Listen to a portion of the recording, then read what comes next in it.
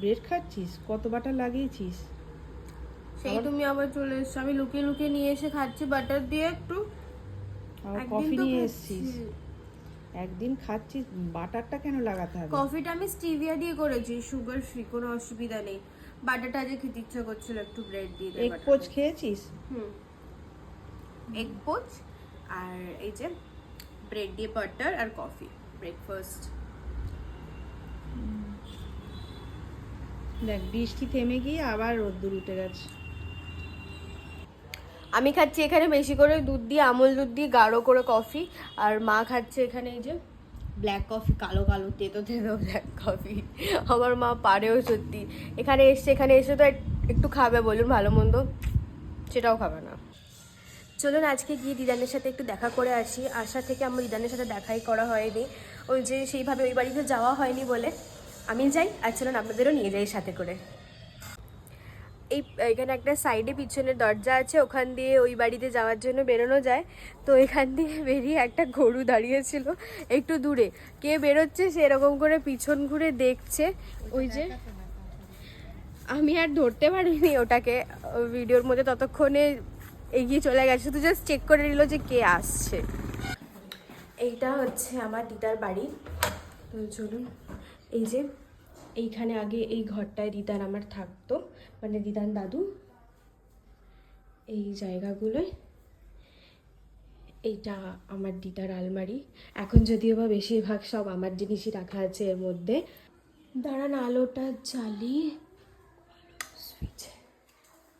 যত সুন্দর সুন্দর আয়নাতেই মুখ দেখি না কেন, এই আয়নার যেন আলাদা একটা আছে, ধুলো পড়ে আছে যদিও বা। এই যে, আর এই যে আমার দিদান আসতে চায় না এই বাড়িতে, সেটাই একটা কারণ যে এইভাবে দিদানের সাথে দেখা করতে হয়, মেনে নেওয়া যায় না, তাই জন্য আমার আসতে ইচ্ছা করে না একদম।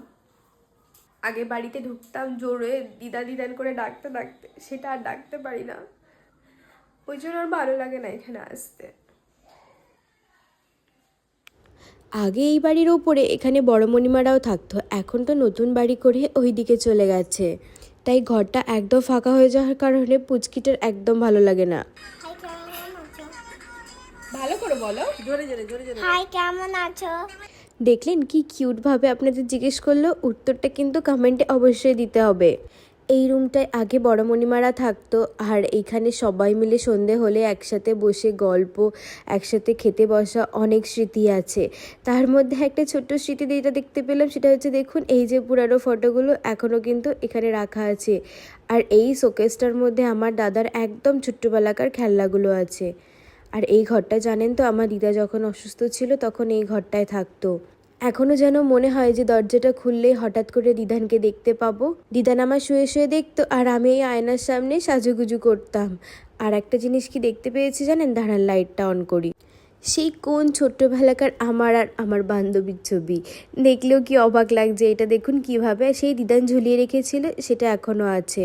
আমার না শ্যাডোর কথা খুব মনে পড়ছিল, তাই একটু বেনজির কাছে এসেছি ওকে চটকাবো বলে। আর ছোট্ট বেবির মতো কীরকম কোলের মধ্যে বসে আছে দেখুন, ওকে এরকম চটকু পটকু করলে কিচ্ছু বলে না।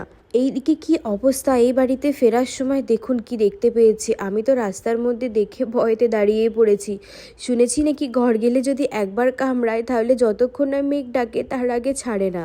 বাপরে, ভাগ্যিস চলে গেল, আমি তো ভয় পেয়ে গিয়েছিলাম।